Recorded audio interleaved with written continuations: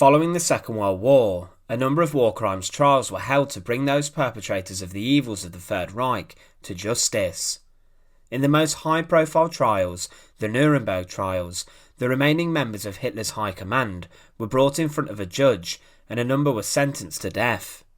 Also, a number of other trials occurred that aimed to bring about justice for the Holocaust, in which individuals who had worked in different concentration camps faced punishment. Many infamous SS guards, such as Amon Göth, Josef Kramer, and even the Commandant of Auschwitz, Rudolf Höss, eventually faced the hangman's noose for the evil during the Holocaust. Today we look at another one of these despicable characters who sought great joy in inflicting great suffering onto innocent people.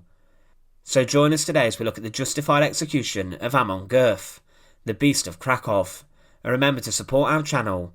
Please make sure to subscribe. Amon Göth was born in December 1908 in Vienna into a wealthy Catholic family. His family owned a publishing house and they were all rather well off because of this. He went on to have a normal school life, and then Göth studied farming before dropping out to pursue right-wing ideas and politics. At the time the Nazi Party was around in Austria, it would later become banned. However, Göth joined the Nazi Party youth group and then joined other nationalistic anti-Semitic groups. He became a full member of the Nazi Party in 1931, and as this was an early stage, he was considered an alter Kämpfer, or old fighter of the group, which was a rather respected position.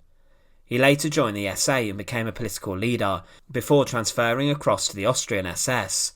He remained in the SS in Vienna until later fleeing to Germany, where he became wanted for possessing explosives for the Nazis.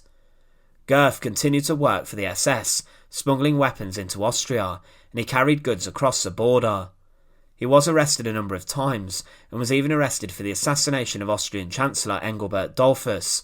However, he escaped and ran off to Dachau, which at the time an SS training centre was there, next to the concentration camp. He did try to quit the SS, however returned to Vienna after the Anschluss, and threw himself into Nazi life as well as married life. He rose throughout the various ranks, and as the Second World War took hold of Europe, he found himself mostly based in Poland, where he became a rather well thought of administrator. Here he began to work on isolating, transporting, deporting and eventually organising the killing of the Jewish population.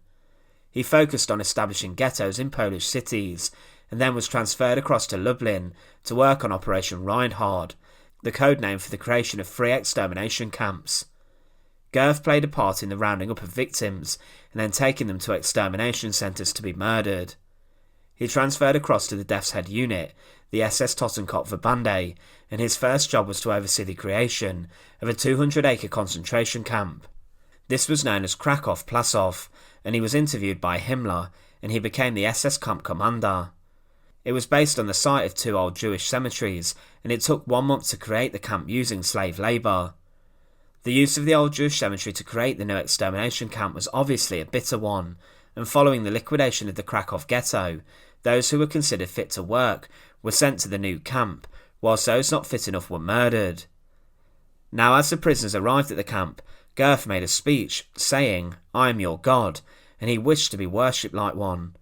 He did have overall authority, but his barbaric side had already been shown, as he allegedly shot over 100 women and children himself during the liquidation of the Krakow ghetto.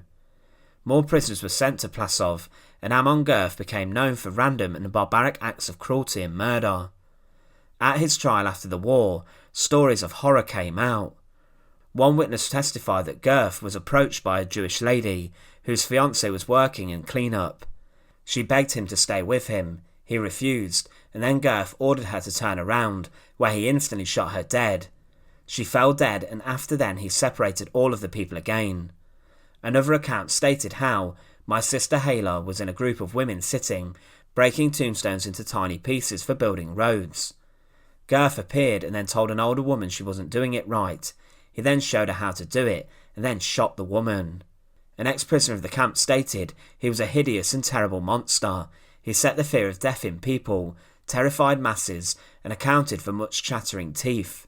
He ran the camp through extremes of cruelty that are beyond the comprehension of a compassionate mind, employing tortures which dispatched victims to hell. For even the slightest rule infraction, he would rain blow after blow upon the face of the helpless offender, and would observe with satisfaction born of sadism how the cheek of his victim would swell and turn blue, how the teeth would fall out, and the eyes fill with tears. Anyone who was whipped by him was forced to count in a loud voice each stroke of the whip, and if he made a mistake he was forced to start counting over again. During interrogations, he set his dog on the accused, who was strung up by his legs from a hook in the ceiling. In the event of an escape from the camp, he would order the entire group from which the escapee had come from to form a row, would give the order to count to 10, and would then personally kill every 10th person. At one morning parade, in the presence of all the prisoners, he shot a Jew, because he complained the man was too tall. Then as the man lay dying, he urinated on him. Once Göth even caught a boy who was sick with diarrhea and was unable to restrain himself, and then he forced a young boy to eat all the excrement and then shot him. It was clear he was a horrifically savage man, and the camp itself housed 2,000 when it opened, but at the peak of its operations it oversaw 25,000 prisoners, and around 150,000 passed through it as it served as a transit camp. At the time, Göth lived in a rather luxurious villa, where he would often sit on the balcony and shoot the prisoners with his rifle. If on his balcony prisoners saw his hat, often they knew he would begin shooting, trying to pick off prisoners as if they were tin cans in a fair. He lived rather comfortably, and even had a Jewish cobbler who made him a new pair of shoes each week. He held lavish parties and indulged massively, drinking a huge amount and eating like a king. His site inside the camp was associated with death, and between 8,000 and 12,000 were murdered inside of his camp, with the main murder site being known as the Hajura Gurkha, where mass killings and murders took place. However, Amon Göth did fall from grace.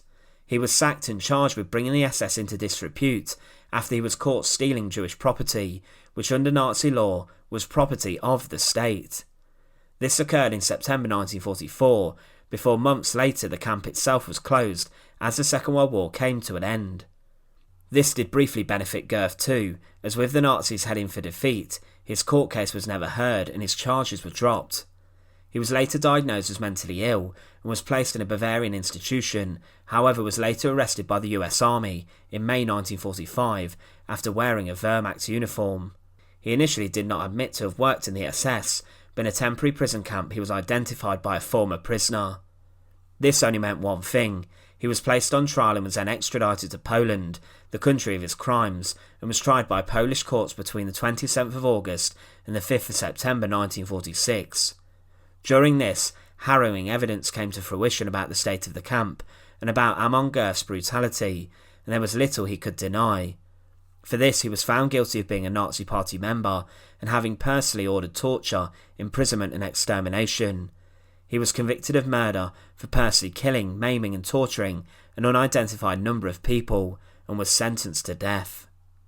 On the 13th of September 1946, Amon Göth was taken out of his prison cell in a Krakow prison, not too far from the site of the concentration camp he oversaw. This prison in particular, Montelupich, would become synonymous with executed Nazi war criminals, but Amon Göth would be one of the very first. He was taken into the execution courtyard, and outside was just a stool with a hook and a rope hanging from a gallows.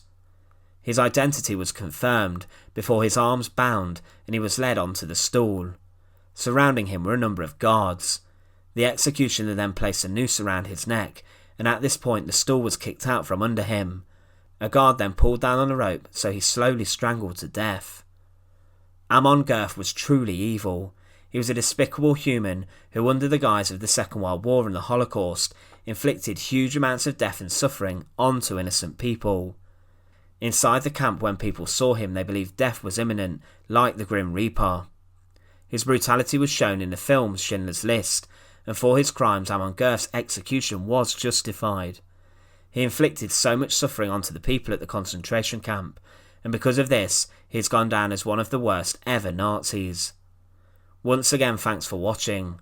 To support our channel, please make sure to subscribe, and once again, thank you so much for watching.